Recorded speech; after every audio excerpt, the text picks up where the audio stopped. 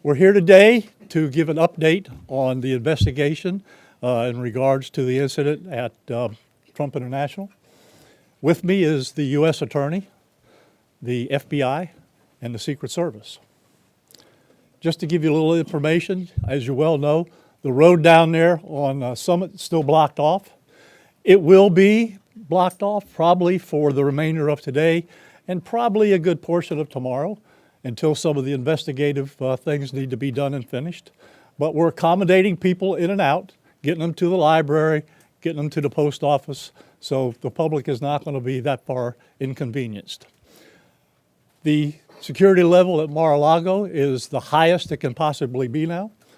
The road closures are back in place and will remain there. The checkpoints are in place. And my commitment to the Secret Service is to give them every possible resource from PBSO.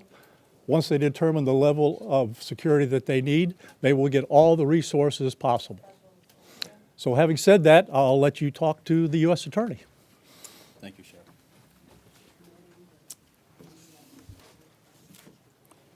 Good afternoon. Thank you for joining us today. My name is Mackenzie Lapointe. I am the United States Attorney for the Southern District of Florida. I want to start by expressing my deep gratitude to Sheriff Rick Bradshaw of Palm Beach County Sheriff's Office for hosting today's press conference and for his department's assistance with this matter. I'm truly grateful for your leadership, sir. I'm also pleased to be joined by our partners in federal law enforcement from the FBI and the United States Secret Service, and also from ATF. Joining us today for comments and announcements are Special Agent in Charge Jeffrey B. Veltri of the FBI Miami Field Office, and Acting Director of the U.S. Secret Service, Ryan Routh. I want to also thank the men and women in law enforcement who have been working around the clock in the initial phase of this ongoing investigation. Our partners include federal and local authorities who effectuated the apprehension of the defendant and have aided in ensuring federal charges were filed against him this morning. We're here to announce that Ryan Wesley Routh, 58 years old, of Hawaii, has been charged by a criminal complaint in the Southern District of Florida with firearms offenses related to an incident which occurred yesterday at Trump International Golf Course right here in West Palm Beach. Routh was charged federally with possession of a firearm by a convicted felon and possession and receipt of a firearm with an obliterated serial number. He had his initial appearance today before Magistrate Judge Ryan McCabe in the federal courthouse in West Palm Beach. According to the allegations in the complaint, a U.S. Secret Service agent walking the golf course perimeter saw what appeared to be a rifle poking out of the tree line. After the agent fired a service weapon in the direction of the rifle, a witness saw a man later identified as Routh fleeing the area in the tree line. Routh was later apprehended by officers from the Martin County Sheriff's Office in coordination with the Palm Beach County Sheriff's Office. The complaint alleges that in the area of the tree line from which Routh fled, agents found a digital camera, a backpack, a loaded SKS-style rifle with a scope, and a black plastic bag containing food. The serial number on the rifle was obliterated. According to the complaint, Routh was convicted of felonies in North Carolina in December 2002 and March 2010, and therefore was prohibited from possessing a firearm. The FBI is leading this investigation, this ongoing investigation. As the Attorney General stated earlier today, the FBI is continuing its investigation of this incident as an assassination attempt upon the former president. The investigation remains at its early stages. The entire Justice Department, including the FBI, the United States Attorney's Office for the Southern District of Florida, and the National Security Division are coordinating closely with our law enforcement partners to fully investigate and prosecute this matter. The charges we're announcing reflect the strong collaboration of the agencies represented here: the U.S. Attorney's Office, the Department of Justice, would be unable to carry forth our mission without the invaluable assistance of our federal, state, and local law enforcement partners. I would like to thank the Bureau of Alcohol, Tobacco, Firearms, and Explosives, and we have Chris Robinson here, Special Agent in charge, and your Secret Service for the invaluable assistance they are providing, they have been providing. I would also like to recognize the Palm Beach County and Martin County Sheriff's Offices for apprehending the defendant. Again, without the local authorities to assist in those things, it would be literally impossible to accomplish the things we're able to accomplish on the federal side. I want to personally express my gratitude to the attorneys with the U.S. Attorney's Office for the Southern District of Florida and the Counterterrorism Section of the Justice Department's National Security Division for their nonstop work over the last 24 to 30 hours. Together, we will continue to work tirelessly to ensure accountability and the pursuit of justice. At this time, I will invite FBI Special Agent in Charge Jeff Veltri to the podium. After Special Agent in Charge Veltri completes his remarks, Acting Director of the U.S. Secret Service, Ryan Routh, will provide remarks before we open the floor for a few questions. On our end, given that this is a pending matter before the court and the investigation is ongoing, all comments will be limited. Thank you very much. Jeff.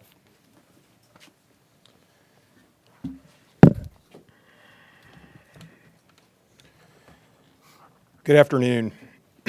For a quick introduction, my name is Jeffrey Veltri, FBI Special Agent in Charge for the Miami Field Office. The FBI immediately responded to the scene here in West Palm Beach, Florida, and we are investigating this matter as an apparent assassination attempt of former President Trump. We view this as extremely serious and are determined to provide answers as to what led up to the events which took place. I want to emphasize we're just a little over 24 hours into this investigation, so we're going to provide as much as we can publicly while our investigation is still ongoing. We must also stress that the United States Attorney's Office is pursuing charges, and that limits some of the details that we can discuss publicly. Yesterday afternoon, Martin County Sheriff's Office took custody of Ryan Routh, and he was transported back to Palm Beach County Sheriff's Office. Our FBI agents then attempted to interview him, and he invoked his right to an attorney. In the last 24 hours, the FBI and our partners have been dedicated to investigating the incident and utilizing all available resources. These efforts have included our investigative team and the United States Attorney's Office for the Southern District of Florida, in conjunction with DOJ's National Security Division, are actively working hand in hand to pursue and subsequently execute search warrants. Thus far, the warrants include a video recording device, subjects' cellular devices, a vehicle, and other electronic devices located at previous known addresses. We are coordinating with the United States Secret Service to complete numerous interviews of agents on scene. We have also interviewed 7 civilian witnesses at the scene, and that is just the beginning. Our FBI's Honolulu and Charlotte field offices have initiated interviews of several family members, friends, and former colleagues of the subject. FBI has deployed several specialty teams and assets from FBI headquarters and our lab division in Quantico to include evidence and critical incident response personnel. The evidence response team is collecting and processing multiple evidentiary items. These range from the rifle, which is an SKS model with a scope and obliterated serial numbers, to 2 bags, the subject's electronics, and what appears to be ceramic tiles. DNA has also been collected from those items, which are being sent to Quantico for testing. We will also process the subject's vehicle for evidence. The Cellular Analysis Survey Team, what we refer to as CAST, conducted thorough analysis of the subject's cellular device locations. The CAST analysis aligns with witnesses' account of the subject's presence at the scene both before and around the time of the incident on September 15th. More specifically, we're continuing to conduct analysis and will be compiling the subject's movements in the days and months leading up to September 15th. Cellular data shows that the subject was in the vicinity of the golf course roughly 12 hours before the engagement with the United States Secret Service. Our investigative teams conducted a neighborhood canvass in an effort to collect and obtain relevant video footage. The subject had an active online presence, and we are going through what he posted and any searches he conducted online.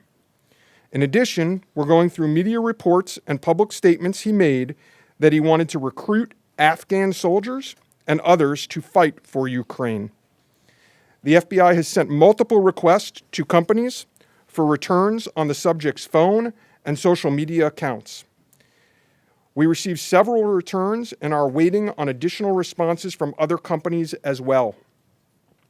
Our investigative team is completing analysis of the returns and actioning leads as needed, and we anticipate continuing until the FBI knows the full totality of the subject's social media presence. By way of his background, in 2002, as the United States Attorney mentioned, the subject was charged and convicted in North Carolina for possession of a weapon of mass destruction. Law enforcement checks also revealed that from 1997 to 2010, the subject had numerous felony charges for stolen goods. I can also share with you that he was the subject of a previously closed 2019 tip to the FBI where it was alleged he was a felon in possession of a firearm. In following up on the tip, the alleged complainant was interviewed and did not verify, I repeat, did not verify providing the initial information. The FBI passed that information to local law enforcement in Honolulu. On behalf of the FBI, I would like to thank the Palm Beach County Sheriff's Office and Martin County Sheriff's Office for their incredible work in actioning the witnesses' information and rapidly apprehending the subject. I would also like to thank the United States Secret Service, the United States Attorney's Office for the Southern District of Florida, the Department of Justice's National Security Division, the Bureau of Alcohol, Tobacco, Firearms, and Explosives, and our FBI field offices in both Honolulu and Charlotte, who have been conducting additional law enforcement activity related to the subject. Your continued partnerships have been invaluable. Oftentimes in law enforcement, we tell citizens to be vigilant and aware of their surroundings. Yesterday, a citizen provided remarkable assistance, which led to the arrest of this subject. We appreciate the public's diligence in passing potential tips and information regarding the subject and this incident to the FBI. If you have any information, please call 1-800-CALL-FBI or go online to tips, that's tips.fbi.gov. With that, let me turn it over to the United States Secret Service Acting Director, Ryan Routh. Good afternoon, everybody. Yesterday afternoon, this country was reminded of the heightened and dynamic threat environment the United States Secret Service and its protectees face on a daily basis. Immediately following the assassination attempt of former President Donald J. Trump on July 13th, the Secret Service moved to increase assets to an already enhanced security posture for the former president. In the days that followed, President Biden made it clear that he wanted the highest levels of protection for former President Trump and for Vice President Harris. The Secret Service moved to sustain increases in assets and the level of protection sought. And those things were in place yesterday. At approximately 1:30 p.m., former President Trump was playing golf during an off-the-record movement to the Trump International Golf Course. A Secret Service advance agent supporting the front edge of the agency's layered approach to protection encountered an individual attempting to secrete himself in the woodline. This happened, the alleged gunman was on the public side of the fence near the 6th green. A layered approach of security is integral to the Secret Service's protective methodologies, and it's also the key to our success. As former President Trump was moving through the 5th fairway across the course and out of sight of the 6th green, The agent, who was visually sweeping the area of the 6th screen, saw the subject armed with what he perceived to be a rifle and immediately discharged his firearm. The subject, who did not have line of sight to the former president, fled the scene. He did not fire or get off any shots at our agent. With reports of gunfire, the former president's close protection detail immediately evacuated the president to a safe location. The protective methodologies of the Secret Service were effective yesterday. The former president's protective apparatus allowed for the early identification of the threat and led to a safe evacuation. The increased assets directed by President Biden were in place yesterday. These included the counter-sniper team elements, counter-surveillance agents on the exterior, counter-assault teams partnered with local tactical assets from the Palm Beach County Sheriff's Office, and counter-unmanned aerial system elements. All of these entities were present yesterday. And while all of these assets were in place, as I've said publicly, we must satisfy the basic requirements of the Secret Service's protective methodologies. In partnership with local law enforcement, we did just that. And the agents' hypervigilance and the detailed swift action was textbook. And I commend them and our partners for an exemplary response in keeping former President Trump safe. And I will tell you, having served in local law enforcement in Palm Beach County, I can state that I am tremendously impressed and appreciative for all of the efforts of the Palm Beach County Sheriff's Office and Sheriff Schneider with the Martin County Sheriff's Office.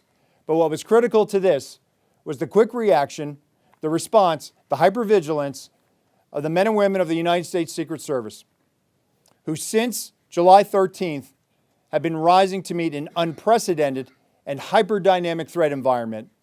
And they are rising to this moment, and I could not be more proud of them and the way they have executed, not only yesterday, but what they're doing today and what they are doing tomorrow and what they will always do because it is their duty. Thank you. Okay. All right. Well, go slow here, folks. All right. Don't everybody do it at once. Ask who you want to answer the question, and then give the question. I have a question for you, Director. Yes, ma'am. Is there any evidence to suggest that the suspect knew that Donald Trump would be on the golf course at that time? And was the golf course searched thoroughly before the former president's arrival? So at this time, it was an off-the-record movement, meaning it was not on the former president's official schedule. And what I go back to is the layered approach. The elements and the methodologies of the Secret Service. There was a front element. It did its job in sweeping ahead of the president. That's what identified this individual who was in that wood line. And the swift action of that agent doing his job, pushing out ahead, sweeping while the president was behind him several hundred yards and several holes away, out of sight from the gunman, did his job. And that was what alerted the detail, and the swift action is what triggered that. First question, was there any evidence to suggest that the suspect knew that Donald Trump was going to be on that golf course at that time? Based on what I know now, and it's an active investigation, I don't have any information on that. Director, how many times did your agents go around the perimeter and scope out the golf course during the 12 hours that this guy was holed up in the shrubbery? So this was an off-the-record movement. It wasn't a site that was on his scheduled, it wasn't part of his schedule. So there was no posting up of it because he wasn't supposed to have gone there in the first place. Director Routh, have you briefed former President Trump on your findings so far, and has his campaign asked for any changes in his security going forward after yesterday? So, as well when you talk. Over here. Thank you so much. Sorry.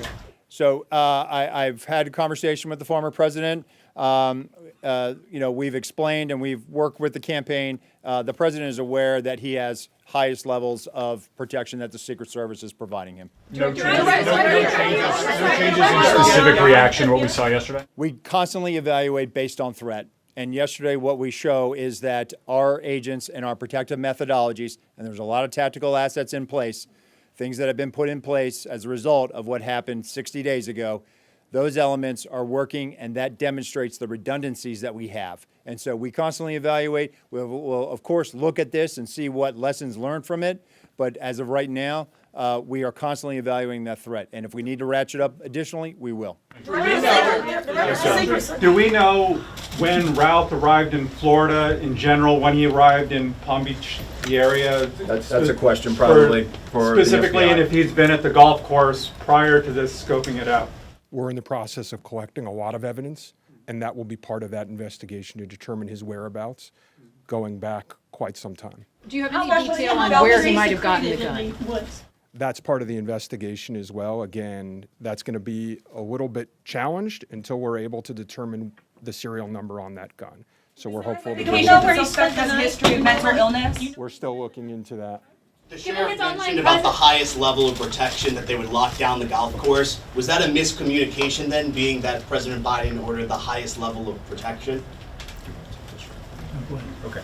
So here's the deal. When it comes to Secret Service protection, we provide the highest level. So, for example, yesterday, counter-assault team elements. I'm not going to go into the number of personnel that we have out there, but we have the highest levels from Secret Service. When we work with the Palm Beach County Sheriff's Office, like, for example, yesterday, during that emergency action response, we had their local tactical team assets partner with our local tactical team assets.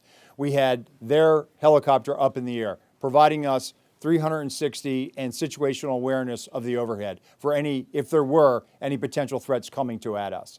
So what we did yesterday was exercise our emergency plan based on the number of tactical assets and the highest level of protection that we are providing. The sheriff and I have talked.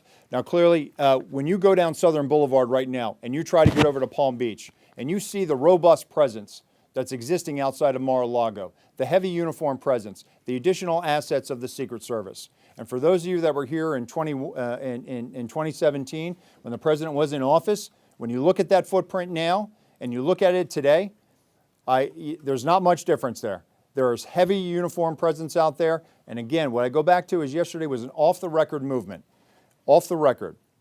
And the president wasn't even really supposed to go there. It was not on his official schedule. And so we put together a security plan, and that security plan worked. Do we know that the Secret Service has In asked for terms additional of him resources? being in the vicinity, Special Agent Daltrey, in terms of him being in the vicinity, based on his phone records, is there any evidence to show that Routh was in the vicinity in the area before Sunday? And when you say in the vicinity, does that mean right there at that spot in those bushes, or could it have been, down the street at a restaurant? It was in very close proximity to where he was spotted by the Secret Service. In terms of your first question, whether he was there earlier, our investigation is still looking to determine that. Given his online presence, have you already had everything from We're going to do two more. You get one. Thank you. All right? Only two more. You get one. Okay, we understand that the Secret Service has asked Congress for additional resources since the Butler rally. Have you received those resources yet? So thank you for that question. So we are working. Look, the Secret Service operates under a paradox of zero-fail mission, but also that we have done more with less for decades. And this goes back many, many, many, many decades, right? What I can tell you is that we have immediate needs right now, and we have great support, not only from President Biden, and you saw his public statement today, where he said that he's going to direct his staff to make sure that the Secret Service has the resources it needs. We're having fantastic conversations with members of Congress. I've been up to the Hill last week. We are continuing to have those conversations, but the long and short of it is this. Coming out of Butler, I have ordered a paradigm shift. The Secret Service's protective methodologies work, and they are sound, and we saw that yesterday. But the way we are positioned right now in this dynamic threat environment, it has given me guidance to say, you know what, we need to look at what our protective methodology is. We need to get out of a reactive model and get to a readiness model. There could be another geopolitical event that could put the United States into a kinetic conflict or some other issue that may result in additional responsibilities and protectees of the United States Secret Service. And so we are working, we are making information available to all of our partners. And I just want to say that the commitment of Congress to the Secret Service throughout the years has been tremendous. And we will continue to work with them and Secretary Mayorkas, whose support in making sure that we're getting what we need has been phenomenal. He is one of our biggest champions and our advocate. And so we're having these conversations, and I feel confident that we will get what we need. We have immediate needs. We have future needs too. I need to make sure that our counter snipers are the best trained counter snipers in the world, that they are exactly doing what we need them to do, and that they match counterparts in the military in Tier 1 forces. And right now, we are working with Congress to make sure that we get those for our training facility. We also have a necessary need to make sure that we're getting the personnel that we have. And that requires us to be able to have the funding to be able to hire more people. You can't just give me money and say, hey, we're going to make sure that everybody gets overtime. Because the men and women of the Secret Service right now, we are redlining them. And they are rising to this moment, and they are meeting the challenges right now. And if you look back at their body of work over the last 60 days, the Republican National Convention in Milwaukee, the Republican National Convention in Chicago, a visit of Prime Minister Netanyahu to Washington, D.C., and to West Palm Beach, which Palm Beach County Sheriff's Office supported. And then we go into the presidential debate in Philadelphia last week. And for those in the media that have been to a national special security event, if you saw the National Constitution Center last week, what you saw was pretty much a mini national special security event with the number of assets that were on that perimeter. And so our folks are rising to this moment, but it requires all of us to be able to have good conversations and make sure that we're getting the Secret Service where it needs to be. And I'm confident that we will achieve that because we don't have an alternative. Success, we have to have it every day. We cannot have failures. And in order to do that, we're going to have some hard conversations with Congress, and we're going to achieve that. Last question, one more. The special agent in charge of the FBI, Yes, sir. did he act alone? Did he have some kind of help? At this point, we're still exploring that, investigating that. Our investigation will determine that. We do not have information that he's been acting with anyone else at present. Do we know how long he's been in Florida when he arrived? Oh, you snuck one At in. at this point, the question. Our investigation is still determining that. Thank you. All right. Anyhow, nope, that's it. We're not gonna do any more. All right, you got a lot of information there. The last thing I will tell you is, like the director of the Secret Service says, you know, the president called me last night, President Trump. He thanked me for everything that we did along with the Secret Service. He knows we work great together, and he feels safe. That's important because he is. And what we did yesterday proves that the system can work because the suspect didn't even get close to getting a round off, and we apprehended him and brought him to justice. So we're very, very proud of that. Thank you folks for being here. I appreciate it.